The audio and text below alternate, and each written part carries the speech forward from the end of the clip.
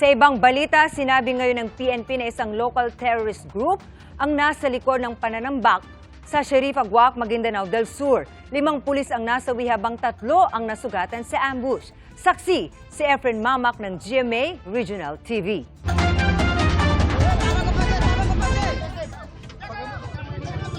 Nakahandusay ang mga kawani ng 2nd Provincial Mobile Force Company ng Maguindanao del Sur Police nang datna ng mga otoridad sa Maguindanao Street, Barangay Mother, Poblacion, Sheriff Aguac, Maguindanao del Sur pasado alas 9 ng gabi nitong Sabado.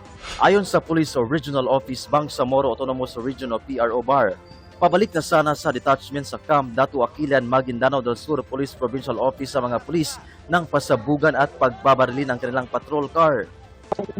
Isang victim natin na wounded, yung area ay madilim and then bigla na lang may sumabog. After nung pagsabog, hindi na sila nakaalis dahil sinundan na agad yun ng mga series of gunfire. Isa sa mga unang tinamaan ay yung driver, so hindi na kinaya na i-forward pa yung patrol car nila and umabot doon sa provincial headquarters. Sa kasamaang palad, 5 sa mga pulis ang hindi na umabot ng buhay sa ospital. 3 naman ang sugatan. Nakaganti pa raw ang mga sugatang pulis at nakahingi ng saklolo sa mga kasamahan. Ngunit bago makarating sa lugar ang mga reinforcement, nakatakas na ang mga sospek. Ayon sa PRO Bar, may persons of interest na sa insidente. Nasa 10 individual sila at sinasabing kabilang sa local terrorist group. Ngunit hindi pa ibinunyag ng pulisya ang pagkakilanlan para hindi makompromiso ang operasyon. Ayon pa sa PNP, isa sa mga motibong tinitingnan ang pagganti sa operasyon ng pulisya at militar noong Oktubre laban sa Daula Islamiyya at Bangsamoro Islamic Freedom Fighters. Kabilang na yung retaliation from previous law enforcement operations noong ating platoon.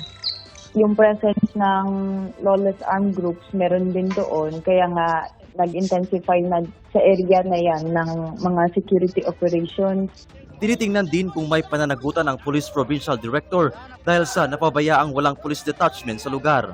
Dagdag ng PNP, ito na umano ang ikalimang pagkakataon na may pang-aambush sa lugar. Kinondena din ng Bangsamoro government ang nasabing insidente. Nakikipag-ugnayan na sila sa law enforcement agencies para sa investigasyon at para mahuli ang mga sospek. Efren Mamak ng GMA Regional TV, ang inyong saksi.